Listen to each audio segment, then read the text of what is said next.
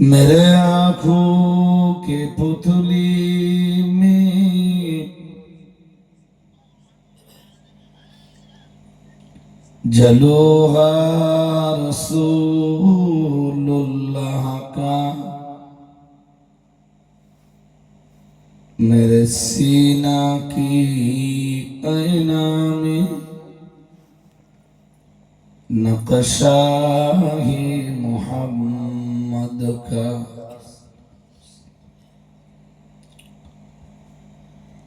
कोई जन्नत में जाएगा,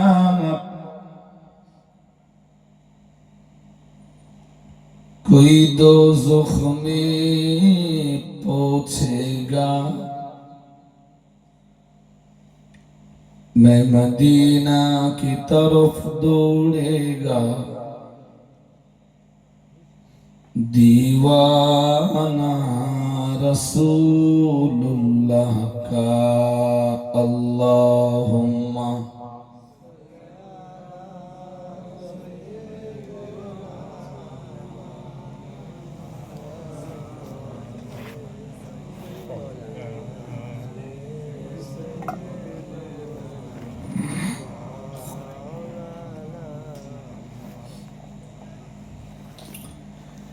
इन हवा से कह दो न आए इधर, उनकी खुशबू की कोई जरूरत नहीं, जिनकी खुशबू बेहतर है सारे जहां। ओ खुशबू मेरे नबी के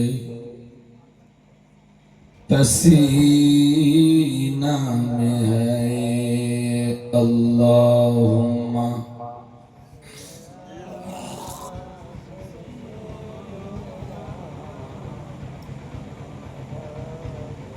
আর একটু ভক্তি ভরে আওয়াজ তুলে পড়ে।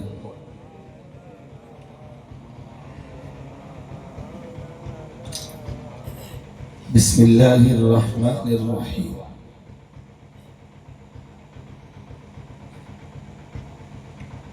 ومن كان في هذه أعمى فهو في الآخرة أعمى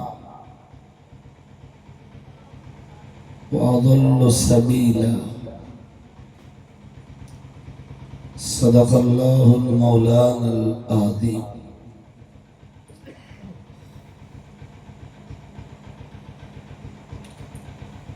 وقال الله تعالى في آية أخرى: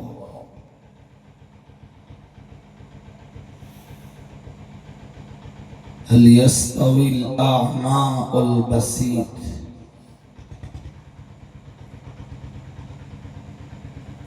صدق الله المولانا الكريم।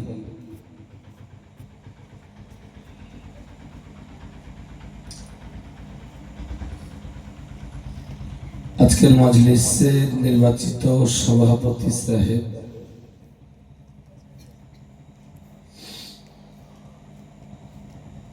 সম্মানীয় ওয়াইজিনে কেরাম,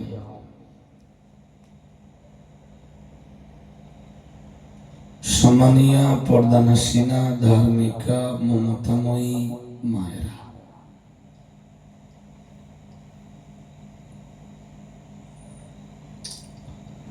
আল্লাহ পাকের দরবারে শুকরিয়া, যিনি আজকের এই সুন্দর পরিবেশে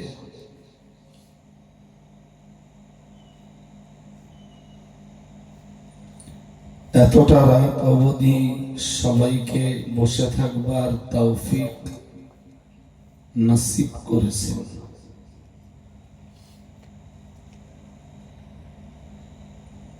বলুন সকলে আলহামদুলিল্লাহ। আর একটু আওয়াজ দিয়ে বলেন আলহামদুলিল্লাহ।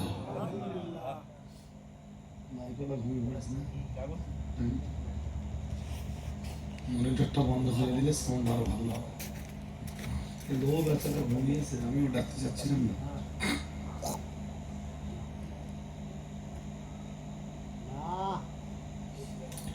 প্রিয় রাসূলের প্রতি আজকের মজলিস থেকে মনিটরটা বন্ধ করতে হবে, এমনি বলা চাপা মনিটর বন্ধ করে দেন, দেখতে হবে। প্রিয় রাসূলের প্রতি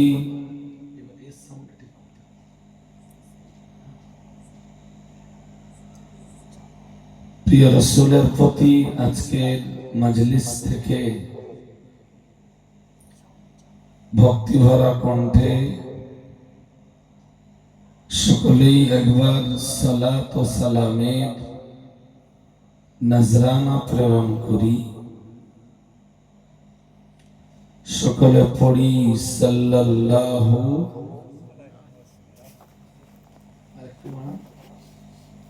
একটু শুরু করেন, আমার গলা চেপে মোটা হয়ে যায়,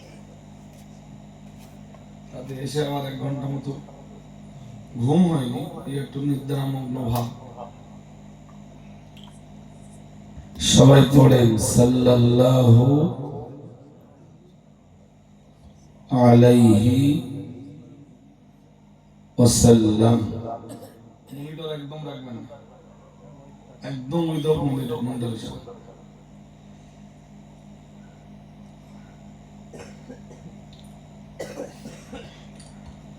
এতক্ষণ ধরে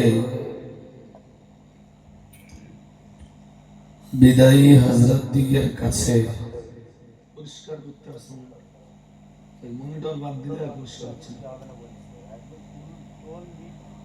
হবে হবে না মানে একদম হবে, মনিটরে হচ্ছে জেবিএল হবে না। আমি যা বলি তাই করেন না, সেটা করে চেষ্টা তো করো, দেখো সেভাবে।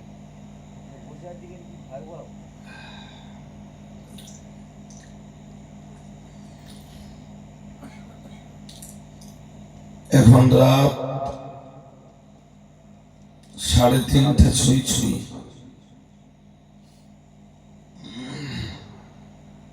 3:25। এখন আর আপনাদের শুয়ে পড়া ঘুমিয়ে যাওয়ার কন্ডিশন নেই।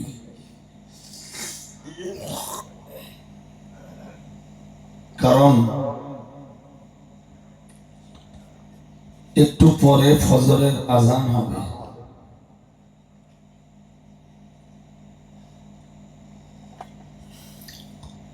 এখন শুয়ে পড়লে ফজরের আজান কানে আসবে না, ফজরের নামাজ থেকে আপনাকে মাহরুম হতে হবে।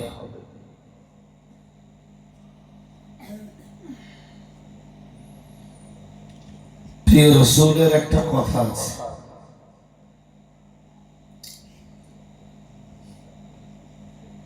এই সারা রাত বসে থেকে যা করলেন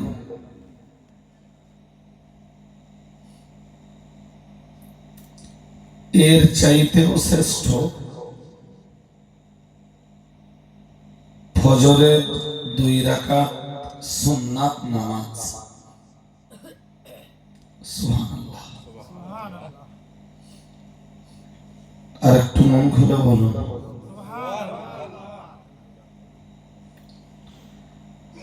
রাসূলুল্লাহ বলেছেন রাকাতাইল ফজর খায়রুম মিনাদ দুনিয়া ওয়া মা ফিহা।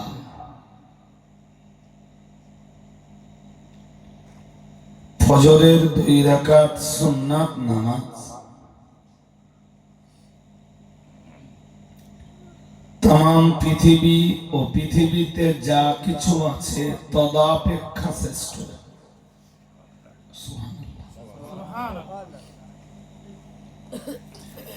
পৃথিবীটাকে যদি দাঁড়িপাল্লার একদিকে দেওয়া হয় তাম পৃথিবীর সম্পদকে যদি ওই একই পাল্লায় দেওয়া হয়,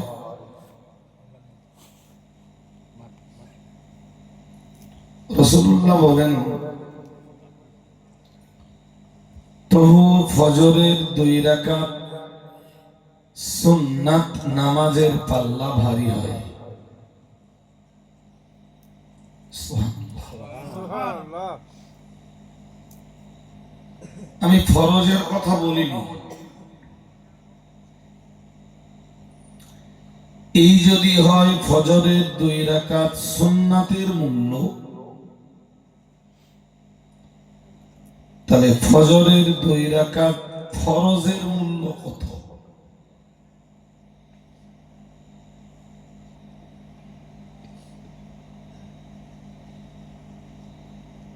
এমন বহু মানুষ আছেন যারা সারা রাত ওয়াজ শুনলেন, ফজরের নামাজ পড়লেন না।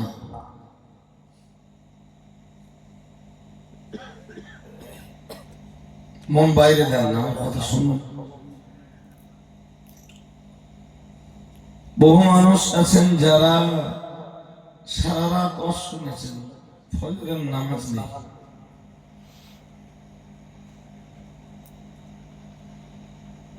এটা সেই কেমন দেখায় জানেন?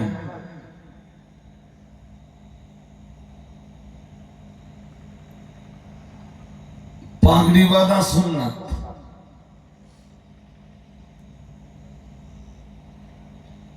আর সতর ঢাকা ফরজ।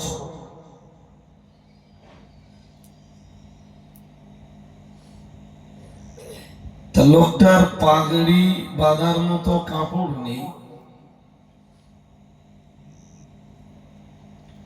লুঙ্গিটা খুলে মাথায় বেঁধেছে।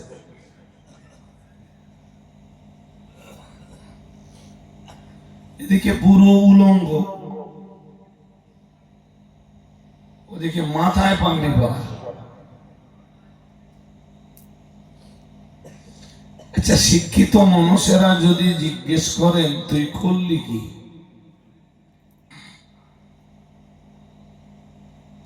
শিক্ষিত মানুষেরা জিজ্ঞেসও করলো যে তুই করলি কি, তাহলে কি আর করবো, সুন্নাত আদায় করছি।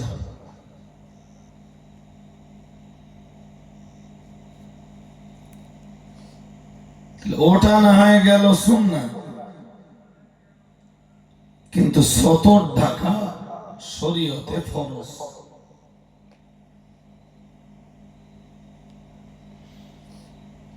তো তুই ফরজ বাদ দিয়ে সুন্নাত আদায় করছিস।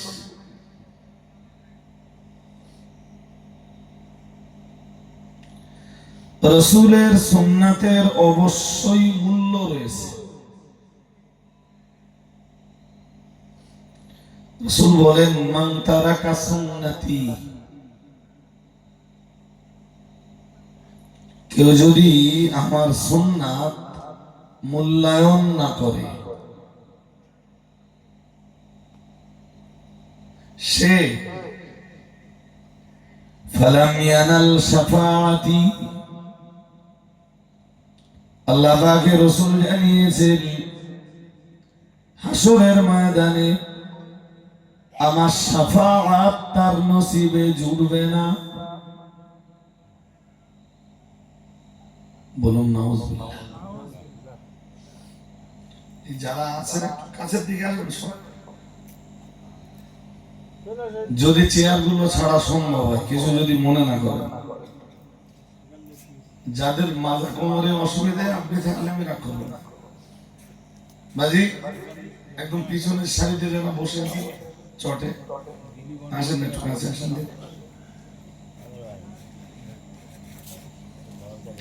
দেখেন এই এতটা রাত্রে আপনাদের এসে পাওয়া, এও তো আমার সৌভাগ্যের কেস। আমি আশা করি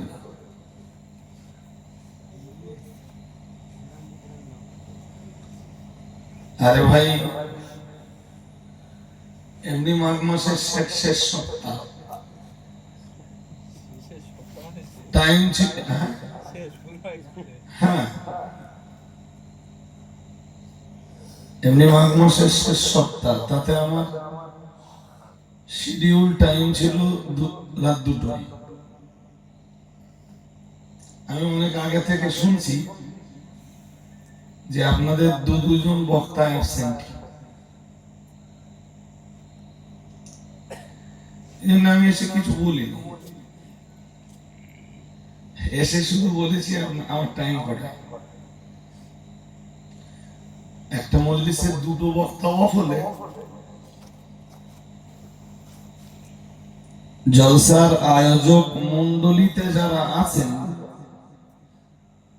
স্বভাবতই তাদের মাথা কাজ করে।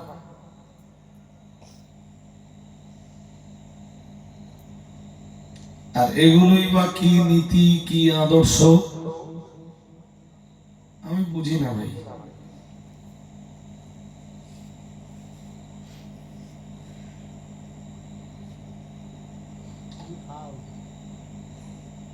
এক আমি উমরায় যাব আগামী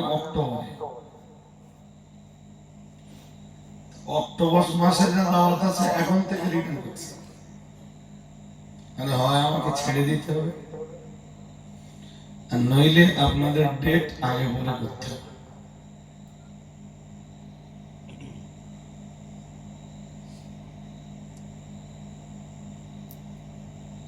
2,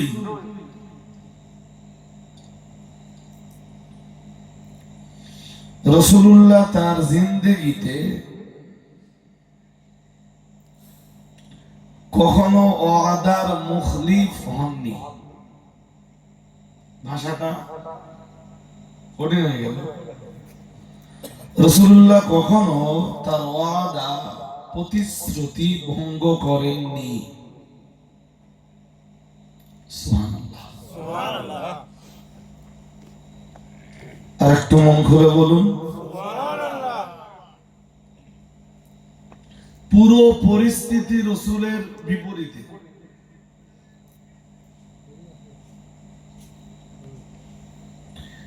আমি একটা উদাহরণ দেই, একটু বুঝুন।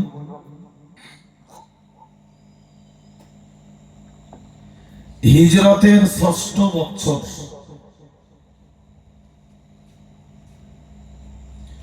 মক্কা রাসূলের মাতৃভূমি, জন্মভূমি, পিতৃভূমি তৎসহ মক্কা হলো ইবাদতের শ্রেষ্ঠ ভূমি। সুবহানাল্লাহ, সুবহানাল্লাহ। কারণ সেখানেই কাবা। মক্কা কোরআনের ভাষায় নিরাপদ নগরী। সূরা 3-এ আল্লাহ বলেন ওয়াহাদাল বালাদিল আমিন, আর শপথ এই নিরাপদ নগরী। সুবহানাল্লাহ। এটা নিরাপদ নগরী ছিল, আছে, কিয়ামত পর্যন্ত থাকবে। ইনশাআল্লাহ বললেও থাকবে, না বললেও থাকবে, কারণ ওটা আল্লাহ বলে। আপনি ইনশাআল্লাহ বললে থাকবে, আর না বললে থাকবে না। আপনি দোয়া করলে থাকবে, দোয়া না করলে থাকবে না, ব্যাপারটা এরকম না। এবং আমরা হাড়ে হাড়ে সেটা উপলব্ধি করেছি। যেমন একটা কথা বলি, একটা গাড়ির দাম মনে করুন 60 লাখ টাকা, 7 নয় 6-0-60। সৌদি আরবের আবহাওয়া খুব গরম, উষ্ণ। গাড়ি স্টার্ট করার পরে ড্রাইভার যদি একবার স্টার্ট বন্ধ করে, এসি বন্ধ করে, আধ ঘন্টা গাড়ির উদ্রে ফেলে রাখে, ওই গাড়িতে আর কেউ বসতে পারবে না। ও এসে আবার স্টার্ট করতে হবে, এসি চালাতে হবে 8 ঘন্টা 45 মিনিট এসি চলবে, গাড়ি ঠান্ডা হবে, তারপরে তো বসতে হবে। সৌদিতে তেলের দাম কম,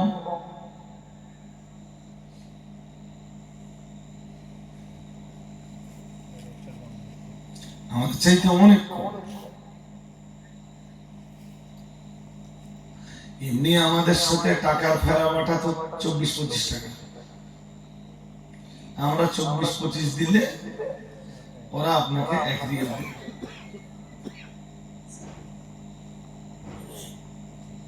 যাই হোক, বিষয়টা বুঝুন। তো তেলের দাম কম, আল্লাহ তো তেলের খনিগুলো দিয়ে রেখেছেন আরব দুনিয়াতে। সুবহানাল্লাহ। আরেকটু মন করে বলেন সুবহানাল্লাহ। কিন্তু সেখানে দাদাগিরি ফলাচ্ছে আমেরিকা, সারা বিশ্বে দাদাগিরি ফলাচ্ছে। কেমন? আপনি আন্তর্জাতিক মার্কেট থেকে কিছু কিনতে গেলে ইন্ডিয়ান টাকা দিয়ে কিনতে পারবেন না, কিনতে হবে ডলার দিয়ে, দ্যাটস মিন আমেরিকান টাকা দিয়ে। অলরেডি আপনি ইন্ডিয়ান টাকা দিয়ে যখন ডলার নেবেন, টাকার বাটায় ওরা একটা লাভ করে নেবে। বুঝতে পারেননি? আমার কথা কিছু বুঝতেছেন? এটা বিশ্ব জুড়ে আমেরিকার দাদাগিরি। তুমি আন্তর্জাতিক মার্কেট থেকে যাই কেন, আমারে পয়সা না দিয়ে তুমি কিনতে পারবে।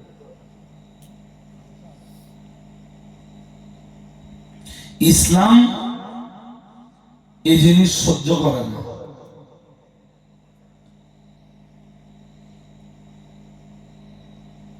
যাই হোক, ওরা আপনাদের চা খাওয়াচ্ছে, চা খান আর মনটা আমার দিকে রাখে।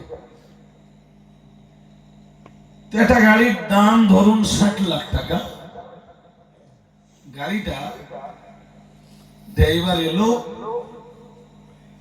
গাড়িটা স্টার্টে রাখলো, চাবি ভিতরে, গাড়ি অন করা, স্টার্টে রাখা, গাড়ির দরজাটা লাগিয়ে দিল, ড্রাইভার চলে গেল। আশপাশে কেউ নেই, ড্রাইভার তার কাজে। ধরুন 3 ঘন্টা পরে এলো, গাড়িটা নিয়ে চলে গেল।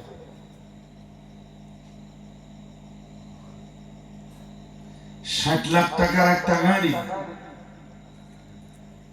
গাড়িতে কেউ নেই, গাড়ি স্টার্টে,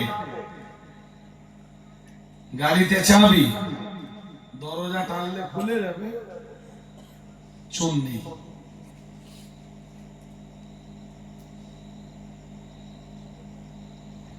আল্লাহ পাকের কোরআন জানিয়েছে ওয়াহাদাল বালাদিল আমিন, মহান আল্লাহ জানিয়েছেন এই নিরাপদ নগরীর কসম। সুবহানাল্লাহ। আর একটু মন খুলে বলেন সুবহানাল্লাহ। ওই বলছিলাম যে মক্কা যে নিরাপদ শহর, নিজে চোখে দেখে যারা হজ করেছেন, আপনাদের এখানেও হজ করা মানুষ খুঁজলে পাওয়া যায়, আছে না? আছে তো? হজ করা মানুষদেরকে জিজ্ঞেস করে দেখবেন, জিলহজ মাসের 9 তারিখে আরাফাতের মাঠে হজ হয়। হজ তো অন্য কিছু না, হজ হলো 9 জিলহজ আরাফাতের মাটিতে কদম রাখার নাম হজ।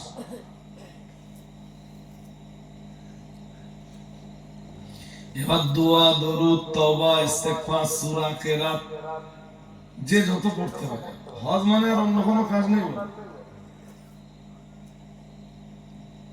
যার ওই জিলহজ মাসের 9 তারিখে, ধরুন একটা লোক মক্কায় আছে কিন্তু আরাফাতের মাঠে যেতে পারবে না, ও হাজি নয়।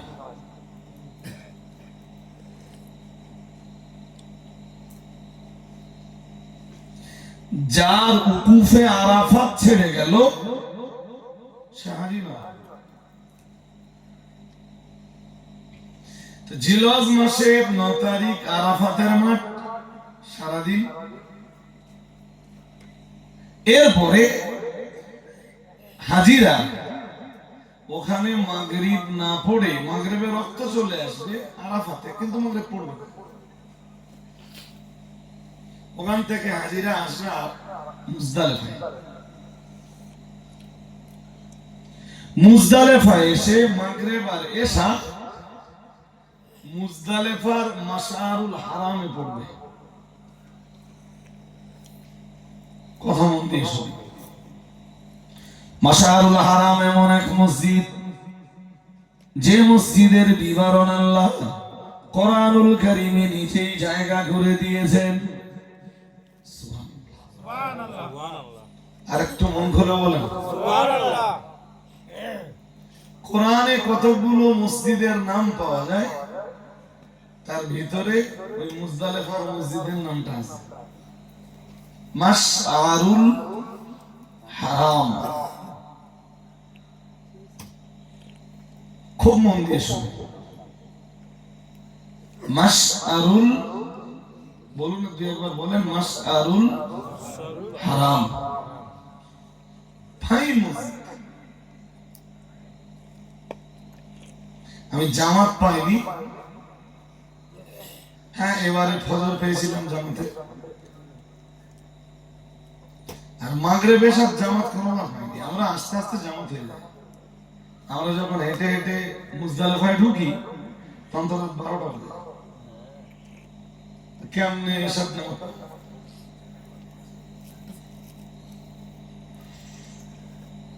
হাজিরিনে মাজলিস, মুজদালিফায় রাত কাটাতে হয়। মিনায় হাজিদের তাবু আছে, ছেলেদের তাবু আলাদা, মেয়েদের তাবু আলাদা। আরাফাতে ছেলেদের মেয়েদের ট্রেন্ড আলাদা, তাবু আলাদা, খিমা আলাদা। মুজদালিফায় কিচ্ছু নেই। এই যে খোলা আকাশের নিচে হাজিরা রাত কাটাবে, অবাক হবার ব্যাপার। ছেলে মেয়ে আলাদা নেই।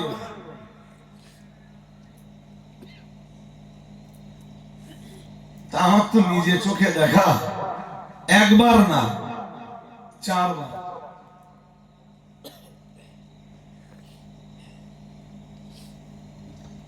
বার।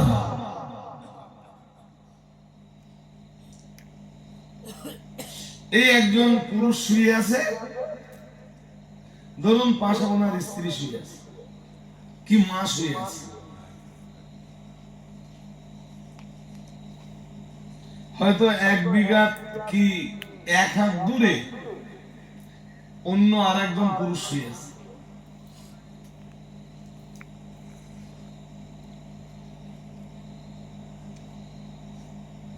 জায়গা তো যে বিশাল জায়গা আছে তা না।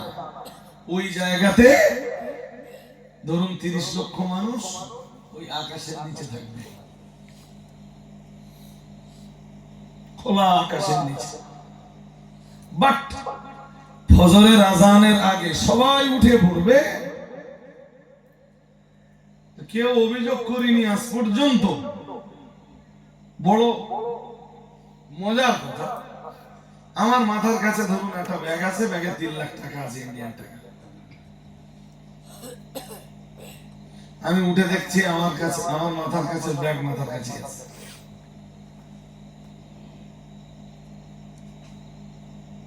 অনেকে ব্যাগে টাকা আছে 2 লাখ, ব্যাগ রেখে টয়লেটে চলে গেল, এসে দেখলো সেখানে সিলিন্ডার ব্যাগ সেখানে পড়ে আছে।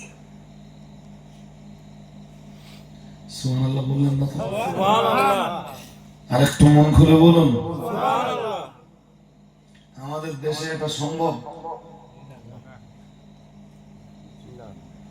আলমারি ভেঙে টাঙানো চলে যাচ্ছে। সিসি ক্যামেরা লাগানো আছে, এই যে মাস্ক পরে ঢুকেছে।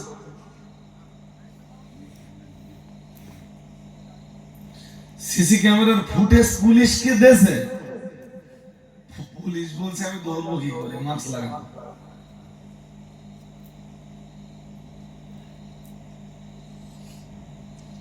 মক্কা হলো নিরাপদ নগরী। আর একটু মন খুলে বলেন, চোর নেই, ডাকাত নেই, সন্ত্রাস নেই, নারীর শ্লীলতা হানি নেই, নারীর বেইজ্জতি নেই।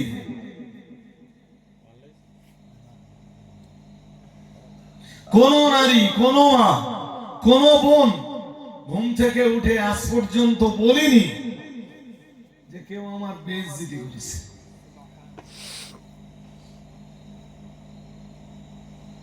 রসুলের জন্ম সেই মক্কায়, মক্কা সেই রসুলের মাতৃভূমি, পিতৃভূমি, ইবাদতের ভূমি। আর একটু মন খুলে বলেন।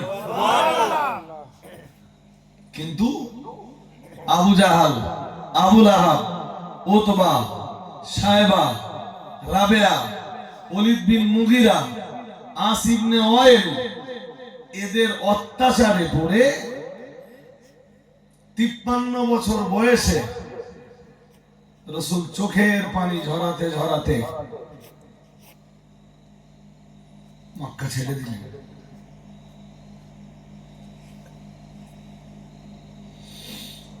নবী বলেছিলেন সেদিন, আল্লাহ পাকের নবী বলেছিলেন, লাউলা উখরিজতু লামা খরাজতু।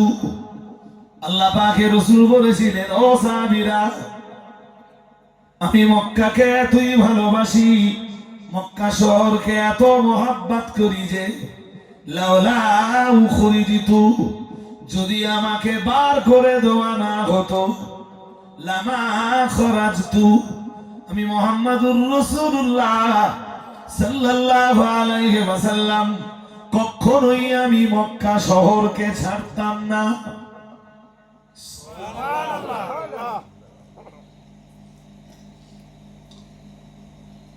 বলেছিলেন, আমি এতই ভালোবাসি এই শহরকে, আমি ছাড়তাম না।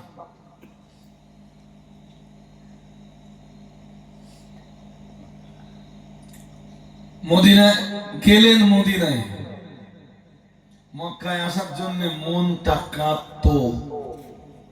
কিন্তু এই মক্কায় যারা আছে, আমার দিকে মন দেন, এই মক্কার চতুর্দিকে যারা আছে এদের অধিকাংশরাই সন্ত্রাসী।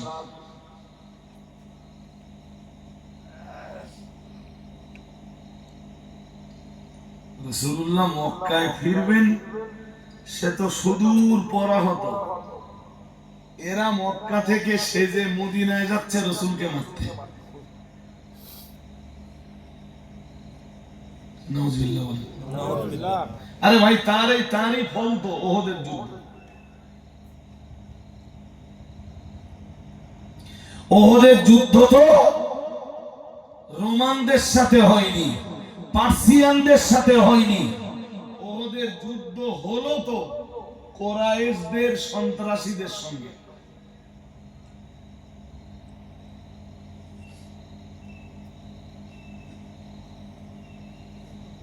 রাসূল যে বংশের মানুষ, ওহদের যুদ্ধের নেতৃত্ব যারা দিছিল তারাও তো একই বংশের লোক। অনেক সময় কি হয়, বংশ দেখলে মাথা কাজ করে না, ছেলেটা ভালো বংশের ছেলে। মদিনা থেকে ওহদ 3 কিলোমিটার দূর। কত?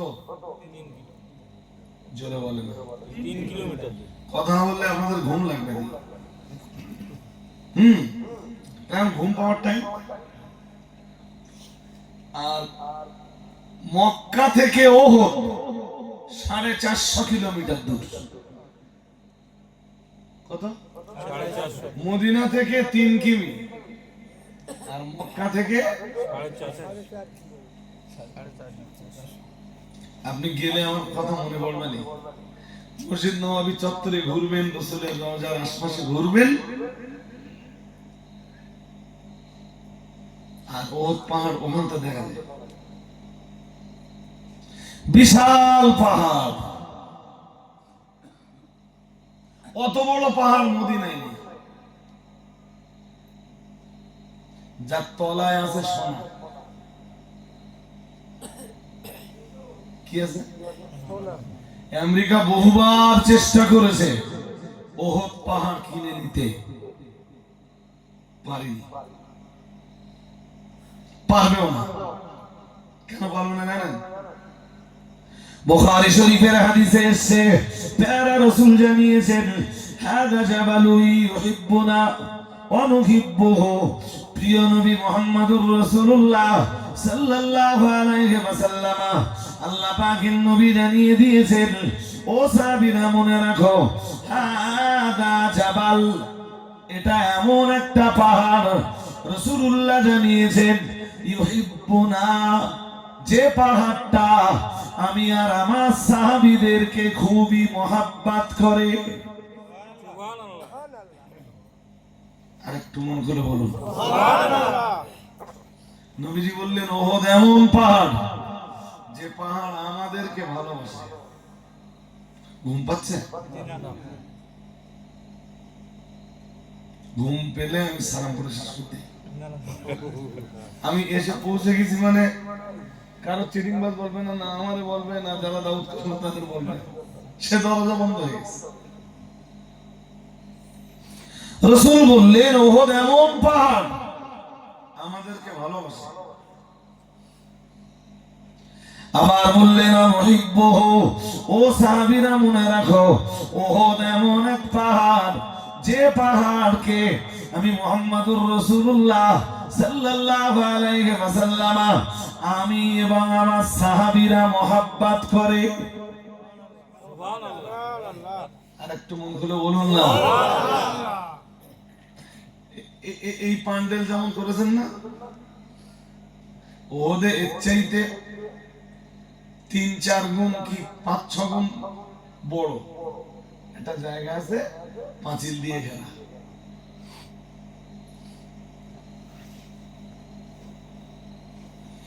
আমার মনে হচ্ছে যে আমি এখনো দেখতে পাচ্ছি। মানুষের চোখ তো 3টে। কটা? 3 নেত্র না? কয় নেত্র? 2। তার মানে কি 3 চোখ। আপনার বাড়ির খাট কোথায় আছে, আলমারি কোথায় আছে, আপনি দেখতে পাচ্ছেন? পাচ্ছেন না? হ্যাঁ না কিছু বলেন? আপনার বাড়ির রান্নাঘর কোন দিকে, চুলো কোন জায়গায়, দেখতে পাচ্ছেন না? আমি ওইরকম দেখতে পাচ্ছি ওহদের ওই জায়গাটা। ভাসছে তো চোখে, অনেকবার গেছি। ওই প্রাচীর বেষ্টিত জায়গাতে প্রিয় নবী মুহাম্মদুর রাসূলুল্লাহ সাল্লাল্লাহু আলাইহি ওয়াসাল্লামের 70 জন সাহাবীর মাজার, যারা ওহদের যুদ্ধে শহীদ হয়েছিলেন। কতজন? 70 জন। যার ভিতরে বিখ্যাত ব্যক্তি হলেন হযরত মুসাইব ইবনে উমাইর।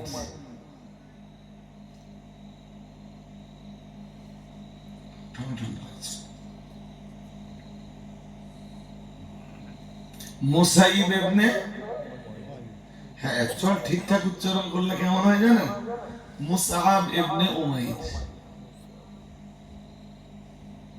তো সে আবার আপনাদের কষ্ট হবে না বলতে। তার কালেমা পড়ার আগে তার জামা কাপড়ের স্টাইল ছিল খুব খুব ধনী পরিবারের সন্তান। আরবের প্রিন্স যারা, রাজপুত্র যারা, তারাও মুসাব ইবনে উমাইরের স্টাইল আর জামা কাপড়ের কাছে হেরে যেত। উনি যা জুতো পরতেন সৌদি আরবের রাজপুত্ররা হেরে যেত। উনি যে আতর ব্যবহার করতেন পৃথিবীর সেরা আতর, এত স্টাইল ছিল, দেখতেও তেমন ছিল সুন্দর। আল্লাহ পাকের নবীর দরবারে এসে কালেমা যখন পড়লেন, ও বাবাজিরা ভাইরা, সব কিছু তিনি বিসর্জন দিলেন। জামা কাপড়ের স্টাইল বদলে গেল। উনি কালেমা পড়ার পরে বলেছিলেন, আমার নবীর গায়ে যেমন জামা আমার গায়েও ঠিক তেমন জামা।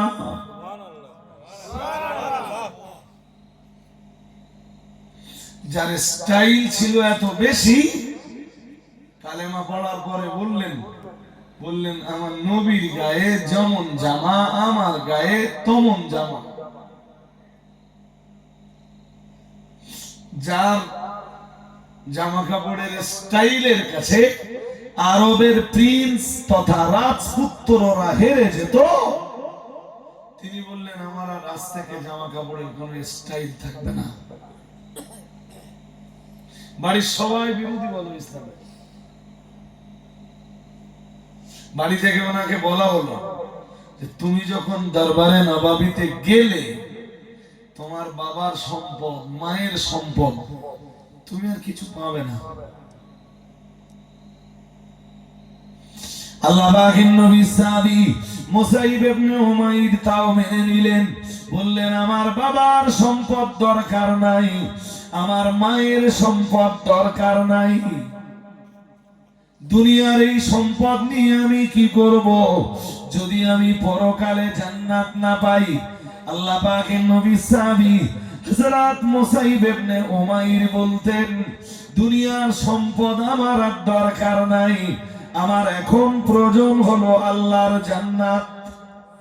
সুবহানাল্লাহ। আর একটু মন খুলে বলুন সুবহানাল্লাহ। ওই সম্পদের জন্য যেন আমার হাত থেকে জান্নাত বেরিয়ে না যায়। আমাদের কন্ডিশন কি?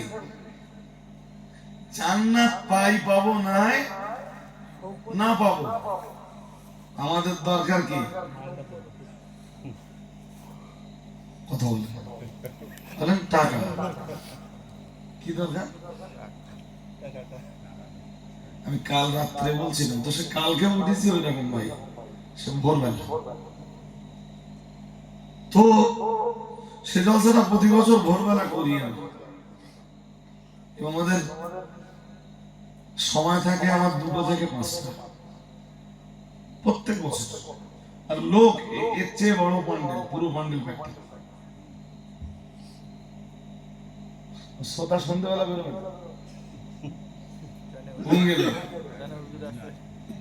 হুজুর গেলি তাই আসে। যাই হোক, কথা বুঝুন, আর একটু বুঝুন।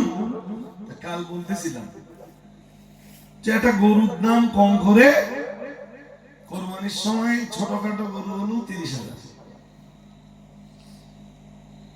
কত?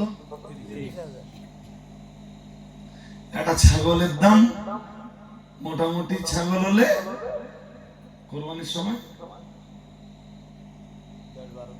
1010। কত? 1010 হবে না? হবে। তাহলে একটা গরুর দাম 30,000, ছাগলের দাম, আর ভোটের সময় একটা মানুষের দাম 500 টাকা।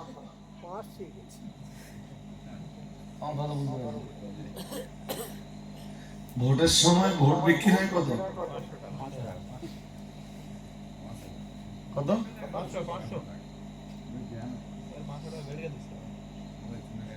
না না, শূন্য নয়, বাড়িয়ে দিলাম 5,000 জায়গায় 5,000। তাও একটা মানুষের দাম ছাগলের দামের সমান।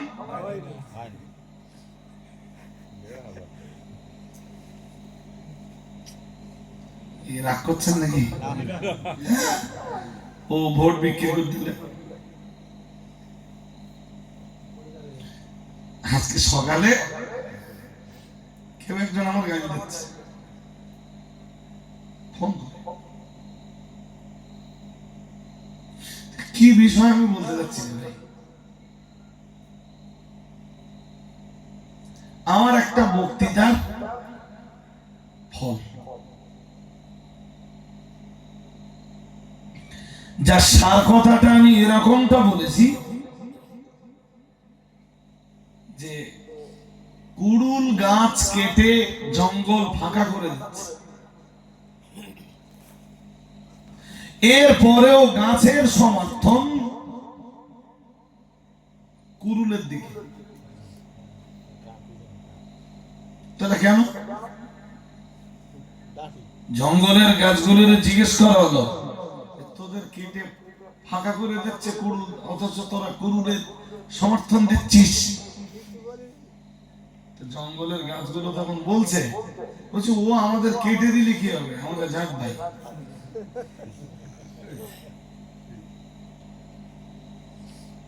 সবাই শুধু বলেছি জলসায়, তোমরা তো জাত ভাই ভাবছো, সব ক্ষেত্রে জাত ভাই ভাবছো, কোন কোন ক্ষেত্রে ভাবতে বিষয়টা আলাদা, সব ক্ষেত্রে জাত ভাই ভাবছো, অথচ ওই জাত ভাই তোমাদের কেটে ফেলছে না তো, এটা ভেবেছো?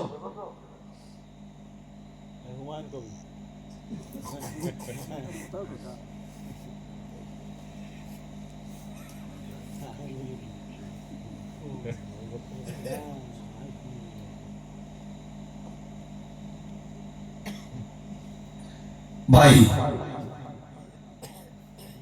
আমি এসব প্রসঙ্গ নিয়ে কথা বলতে চাইনি। 2026-এর ভোট, আমি রাজনৈতিক প্ল্যাটফর্মের লোক নই, যাকে ইচ্ছা আপনি তাকে দেন। তো আপনার তো বোধ থাকতে হবে, বিবেক থাকতে হবে, বিবেচনা শক্তি থাকতে হবে। আমি গত রাত্রে বলেছি আরো একটা কথা, সেটাও আপনারা মনে রাখুন, কাজে লাগবে। কখনো যদি আপনি এমন পরিস্থিতির শিকার হন যে দুটো খারাপের যে কোনো একটা খারাপ আপনাকে বেছে নিতে হবে, দুটোই খারাপ, তো একটা খারাপ আপনাকে মেনে নিতে হবে, কোনো রাস্তা নেই। শরীয়তের মূলনীতি হলো, তখন তুমি অপেক্ষাকৃত কম খারাপটাকে বেছে নাও। দুটোই খারাপ, একটা বেশি খারাপ আর একটা হালকা। উদাহরণ দেই, ধরুন দেশে দুর্ভিক্ষ চলছে,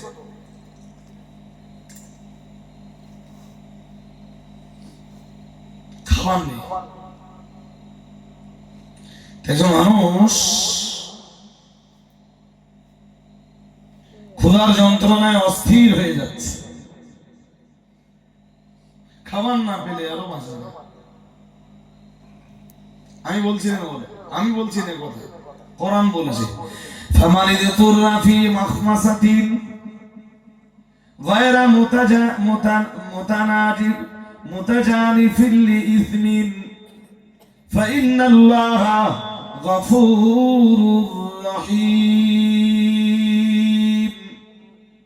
মহান আল্লাহ জানিয়েছেন, আল্লাহ পাক রব্বুল আলামিন ঘোষণা দিয়েছেন, ফামানিদতুররা ফি মাখমাসাতিন, কেউ যদি দুর্ভিক্ষের সময়ে ক্ষুধার যন্ত্রণায় অস্থির হয়ে যায়, ওই পিরিয়ডে সে যদি কোনো হারাম জিনিস খেতে বাধ্য হয়, মহান আল্লাহ জানিয়েছেন, ফাইন্নাল্লাহা গফুরুর রহিম, নিশ্চয়ই আমার আল্লাহ তার ওই বান্দার জন্য ক্ষমাকারী এবং দয়াশীল। আর একটু মন করে বলেন যেমন কি মরা গরু খাওয়া, এমনি মূল মশলা কি হারাম। হ্যাঁ, গরু মরে গেছে কি হারাম। দুর্ভিক্ষের সময় চলছে, লোকটা খুঁজে খুঁজে খুঁজে খুঁজে এক গোবাগাড়ে যে দেখে একটা গরু মরে পড়ে আছে আর একটা শোর মরে পড়ে আছে।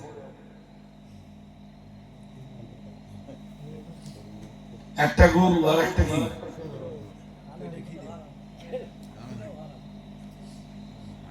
এই মরা জিনিস খাওয়া ছাড়া ওরা কোনো উপায়।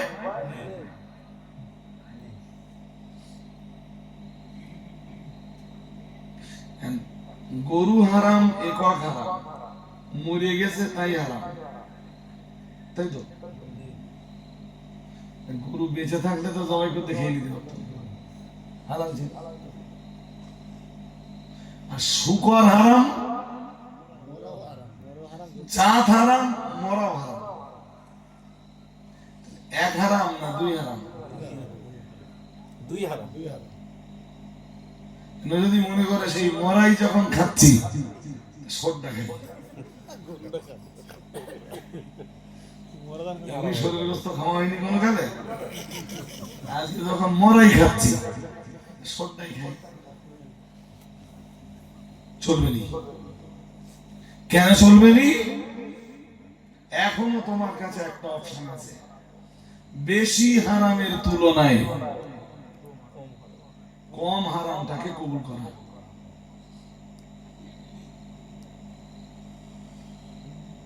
ভাই সাহেব এসে এত রাত্রে বললে এত রাত্রের জিনিস না এসে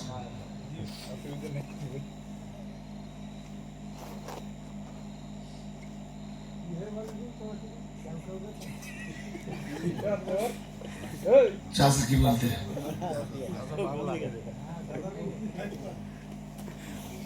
কি আমার কথা কি ক্লিয়ার হয়েছে নাকি হয়নি? আপনাকে এই থিওরিটা দিয়ে কাজে লাগাতে হবে যে আমি যে কন্ডিশনে আছি এই কন্ডিশনে আমার জন্য কম খারাপই কোনটায়, কম হারাম কোনটায়।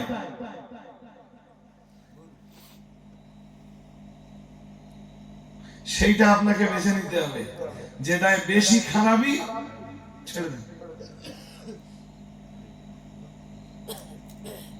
ছাড়ুন ভাই।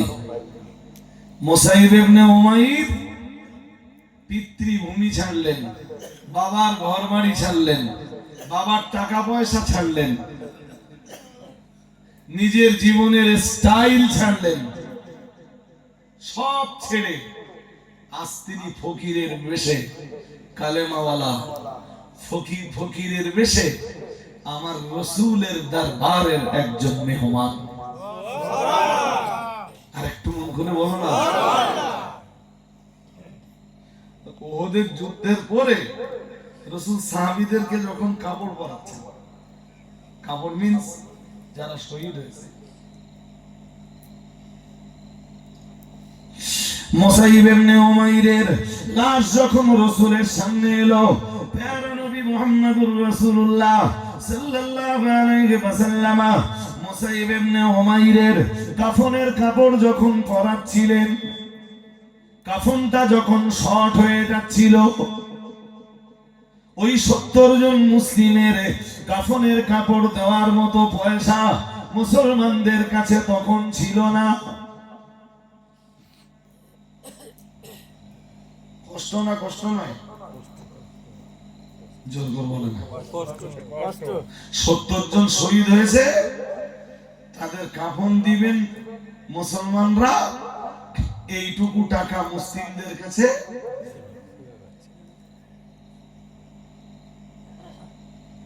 ভালো সুখে আছে। এরপরও ভূতে কি হচ্ছে?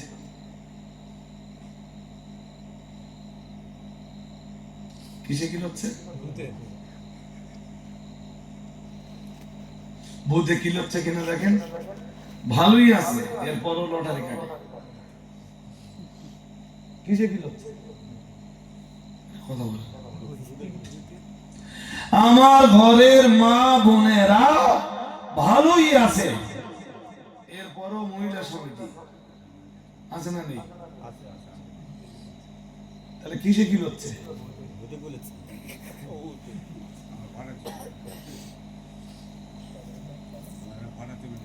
বাবাজি কিছু বলতেছেন নাকি? দাদা বলতে পাঠাচ্ছি আমরা। হ্যাঁ চাচা ঠিক বলেছে, চাচাও ধরা পড়বে, চাচা ছাড়বে নাকি? চাষি কোথায় গেল? বাবা কত বললে হবে না তো? না তা ওগুলো শেষ করতে দেন, যখন বলি ভেবে দুটো শেষ করতে দিতে হবে। এবার আপনি মন খুলে বলে ফেলেন আমার চাচা। চাষি যায় না, তাহলে চাষি বেঁচে যাবে না, চাষু বাঁচবে না, চাষাও বাঁচবে না। ছাড়েন, আমার দিকে মন দেন।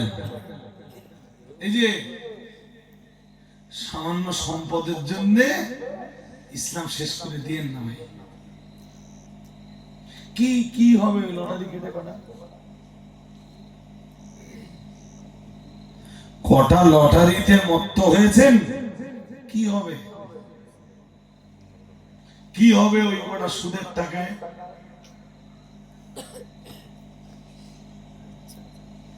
আল্লাহ পাকের কোরআন জানিয়েছে ইয়ামাকুল্লাহুর রিবা ওয়া ইউরবিস সাদাকাত। মহান আল্লাহ জানিয়েছেন, আল্লাহ পাক ঘোষণা দিয়েছেন ইয়ামাকুল্লাহুর রিবা, আল্লাহ সুদের মাল ধ্বংস করে দেয়, ওয়া ইউরবিস সাদাকাত। মহান আল্লাহ জানিয়েছেন আর দানের মাল আল্লাহ বাড়িয়ে দেয়। আর একটু মন খুলে বলেন ভাই। আমার চোখে থাকে এম এ পাশ একটা ছেলে সুদের রাস্তা বেছে নেবে। আমার যতটা জানা ইতিহাসে এম এ তাই ইতিহাসে এম এ মানে সুদের রাস্তা বেছে, সুদের রাস্তা মিন্স আমি খোলামেলাই বলছি, এলআইসির রাস্তা। পাড়ায় পাড়ায় ঘুরে লোকের এলআইসি করে এজেন্ট, বুঝুন তুমি। আচ্ছা এই রাস্তাটা না নিয়ে প্রাইভেট টিউশনই করতে পারতো। কত কলকারখানা, ইট ভাটা ইত্যাদিতে মোহরি লাগে, মোহরির কাজ করতে পারতো, পারতো না? পারতো না? শোনেন, লেট মি ফিনিশ। এই কদিন আগে দেখি হঠাৎ আমার ফোন করেছে, ফোন করে বলছে ভাই বলতেও খুব লজ্জা হচ্ছে। আরে কি হয়েছে বলেন, শুনছেন নাকি? আমার বলছে যে আমার ঘর বাড়ি সিল করতে আসে।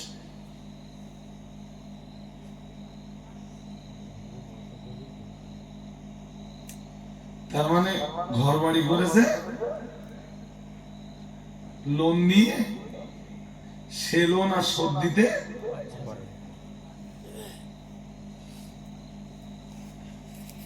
কবে আসছে, এতে আমার কি করার আছে?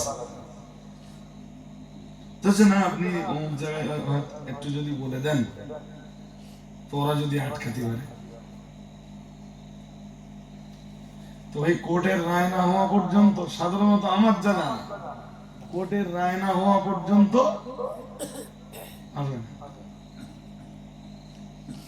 সত্যি সত্যি তার দুদিন পরে এসে সবকিছু বার করতে ঘর সিল করতে চলে গেল। সেই অবস্থায় পড়ে আছে।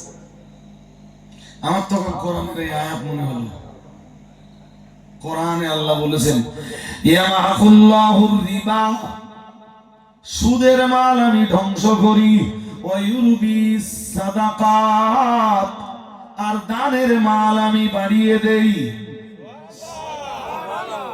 হালাল মাল আমি বাড়িয়ে দেই, আর হারাম মাল আমি ধ্বংস করি।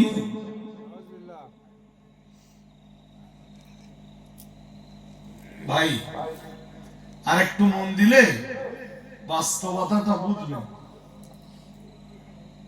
একটা কুকুরে 4-5টা বাচ্চা দেয়, আর একটা গরু বছরে একটা বাছুর দেয়। এরপরে মানুষ এত গরু খাচ্ছে, তারপরেও হিসাব কষলে কুত্তার চাইতে গরুর সংখ্যা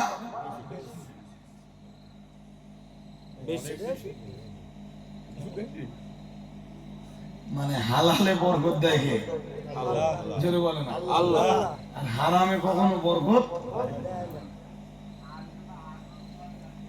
ভাই সাহেব, বরকত বড় আলাদা জিনিস। বরকত উঠে যাবে আপনি বুঝতে পারবেন না, মানে শুধু টাকা আনবেন ঠেই দিতে পারবেন।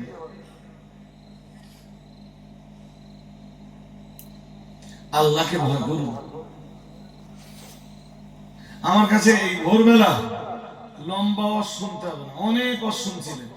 আমার আগের বক্তা, তার আগের বক্তা, তার আগের বক্তা, তার আগের বক্তা, 4 জন অলরেডি হয়ে গেছে। অস্ত কম শোনেননি। সাহাবীরা সম্পদ ছেড়েছেন, কিন্তু জান্নাত হাতছাড়া হতে দেননি। আমাদের কি হয়, সামান্য টাকার কারণে জান্নাত হাতছাড়া হয়ে যায়।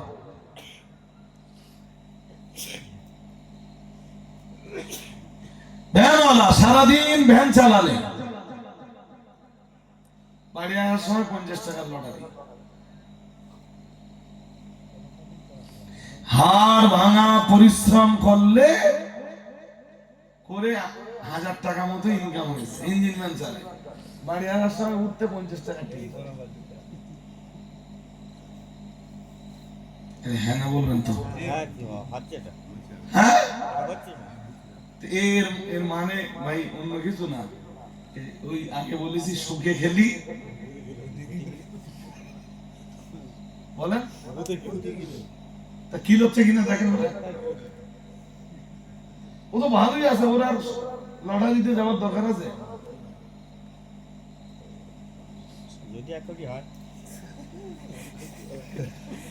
আমি যে কোথায় বলেছি আপনাদের এখানে এসব বলেছি, আমার চৌমাথায় একটা ছেলে 1.5 কোটি পেয়ে 1 কোটি, 1.5 কোটি, তার কিচ্ছু নেই এখন, সব শেষ, কিছুই নেই এখন। কত পেয়েছিল মাঝখানে? 1.5 কোটি। কিন্তু আল্লাহর ওয়াদা সত্য। আল্লাহ ওই যে বলেছেন, সুদের মাল আমি ধ্বংস করি, লটারির মাল আমি ধ্বংস করি, জুয়ার মাল আমি ধ্বংস করি, হারামের মাল আমি ধ্বংস করি, আর দানের মাল, যাকাতের মাল, হালালের মাল আমি আল্লাহ বাড়িয়ে দেই। আর একটু মন খুলে বলেন কোরআনে বিশ্বাস রাখতে হবে, আপনি ঈমানদার। মুসাইব ইবনে উমাইরকে রাসূলুল্লাহ যখন কাফন পরাচ্ছেন, ও বাবাজিরা ভাইরা, গভীর ভাবে বুঝবার ব্যাপার। প্যারা নবী মুহাম্মদুর রাসূলুল্লাহ সাল্লাল্লাহু আলাইহি ওয়াসাল্লাম কাফন পরাতে পরাতে সাহাবীরা যখন মুসাইব ইবনে উমাইরের পায়ের দিকে টানছিলেন, মুসাইবের মাথার দিকটা আলগা হয়ে যাচ্ছিল, আর মাথার দিকে যখন টানছিলেন পায়ের দিকে আলগা হয়ে যাচ্ছিল। আমার নবীর চোখ দুটো দিয়ে পানি গড়িয়ে গড়িয়ে পড়ছিল। আমার নবীর মনে হচ্ছিল, আরে এই সেই মুসাইব ইবনে উমাইর, যিনি ইসলাম কবুল করার আগে যার গায়ে দেখতে পাওয়া যেত আরবের সর্বোচ্চ মূল্যের জামা কাপড়, এমন জামা কাপড় আমার মুসাইব ইবনে উমাইর ব্যবহার করতেন, যে জামা কাপড় সৌদি আরবের রাজপুত্রদের পরনেও পাওয়া যেত না। আজ আমার মুসাইব আল্লাহর দ্বীনের জন্য শাহাদাত বরণ করলো, আল্লাহর দ্বীন কায়েমের জন্য নিজের জীবন কোরবান করে দিল।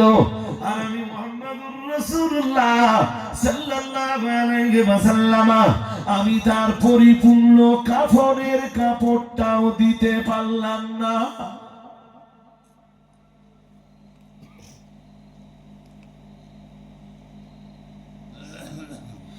হাজারিনে মজলিস, কথা সব আপন জায়গায় রাখুন। অনেক কথা মাঝখানে বলে ফেলেছি, কিন্তু আমার বলবার যেটা টার্গেট ছিল, চলুন এবার সেটা কামব্যাক করি। তো মদিনা থেকে ওহদ 3 কিমি, ঘেরা পাঁচিল দেওয়া জায়গায় মুসাইবের কবর, রাসূলের চাচা হযরত হামজার কবর, গাসিলুল মালাইকা, শাহাদাতের পর শহীদ হয়ে যাবার পর ফেরেশতারা যাকে গোসল দিয়েছিলেন হযরত হানজালার কবর।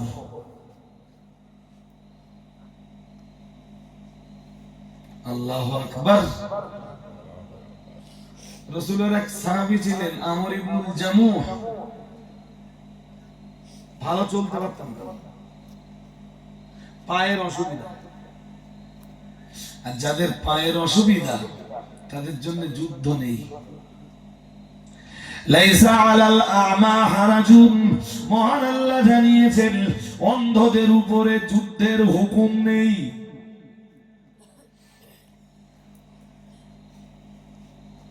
ওয়ালা আলাল আ'রাজ হারাজ, মহান আল্লাহ জানিয়েছেন পায়ের সমস্যা যাদের তাদের উপরেও যুদ্ধের হুকুম নাই। আল্লাহ পাক আবার জানিয়েছেন ওয়ালা আলাল মারিদি হারাজ, মহান আল্লাহ জানিয়েছেন আর আর আর যারা চরম পর্যায়ের অসুস্থ, আল্লাহ পাক রব্বুল আলামিন জানিয়েছেন তাদের উপরে জিহাদের কোনো হুকুম নাই। কয় শ্রেণী হলো? জোরে বলে না। আরে চোখে দেখে না যে ওরে যুদ্ধ নেগালি তো বিপদ আলো, ওর ঠেকা দিত আর একজনের যাবে। হ্যাঁ না বলে না? হ্যাঁ। 2, ভালো চলতে পারে না। ও যদি যুদ্ধে যায় সমস্যা আরো বাড়বে না?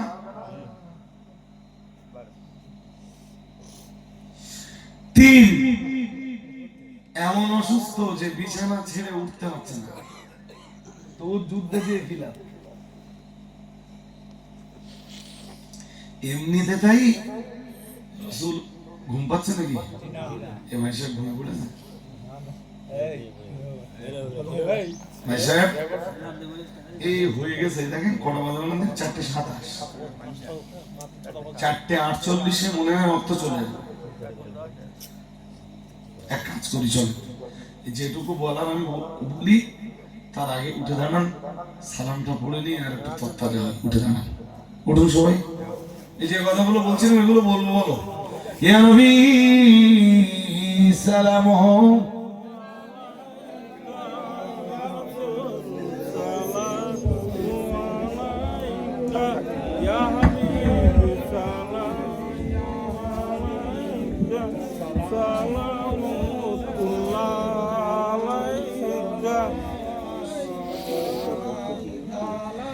আমরা যে আপনার দিবানা,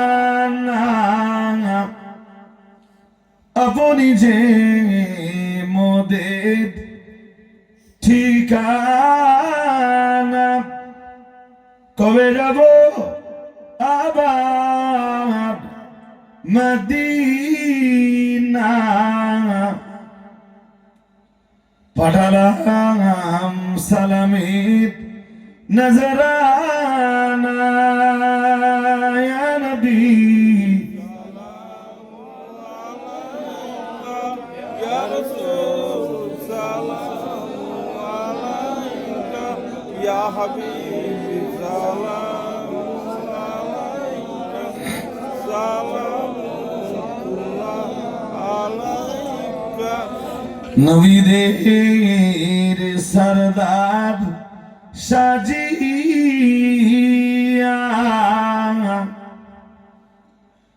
আসিলেন ধরায় এ নামিয়া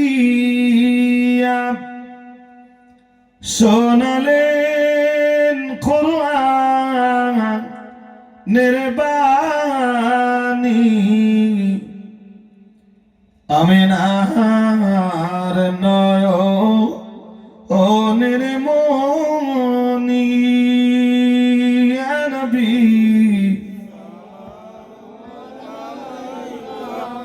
يا رسول سلام عليك يا يا حبيبي سلام عليك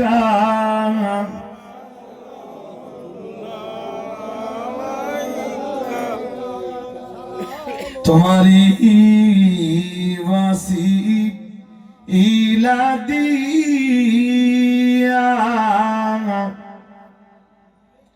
कदिलेन आदम ओ हावा माबुदेर হই লোদায়া কবুল করি ইলেন দোয়া ইয়া নবী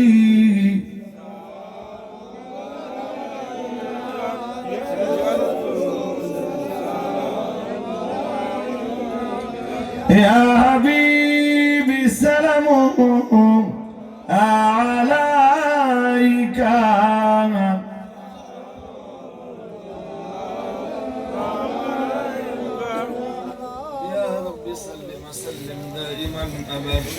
على نبيك خير الخلق كلهم بجرب मेरी दरूद सलाम नबी पर अपने मुदाम बलग العلا بكماله كشف الدجى بجماله حسنت جميع خصاله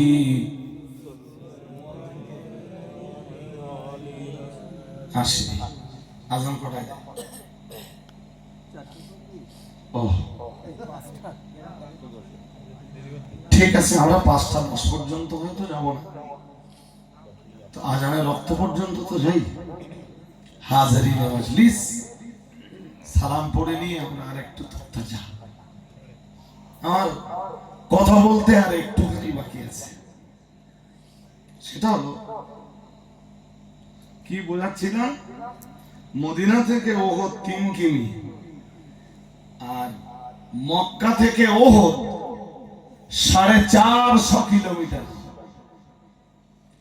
এরা মক্কা থেকে সেজে রণ সাজে সজ্জিত হয়ে রাসূলুল্লাহ তার সাহাবীদেরকে মারতে গেল রাসূল কোন রাস্তা না পেয়ে ডিফেন্সে নামলেন আত্মরক্ষা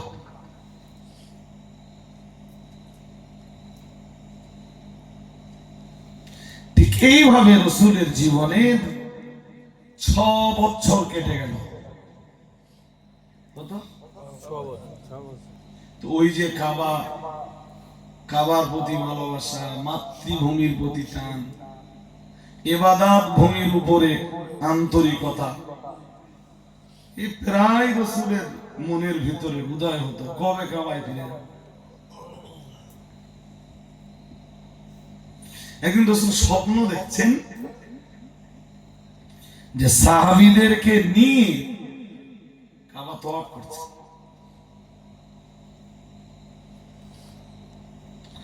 হাদিস শরীফ বিবরণ দিয়েছে, আল্লাহ পাকের রাসূল জানিয়েছেন রুয়াল আম্বিয়ায়ে ওয়াহয়ুন, আল্লাহ পাকের রাসূল জানিয়েছেন নবীদের স্বপ্ন হলো ওহীর সমতুল্য। সুবহানাল্লাহ, সুবহানাল্লাহ। আর একটু মন খুলে বলেন, সুবহানাল্লাহ। নবীদের স্বপ্ন কি? ওহির সমতুল্য। ওই মানে কোরআনের নির্দেশের যেমন মর্যাদা, নবীরা যা স্বপ্ন দেখবে একই মর্যাদা।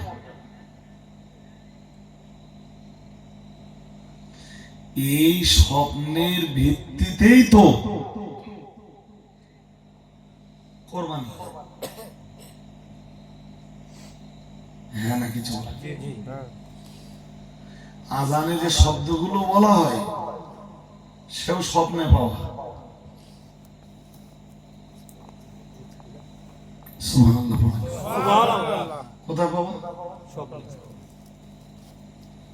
বাকিটা ইতিহাস। যাক,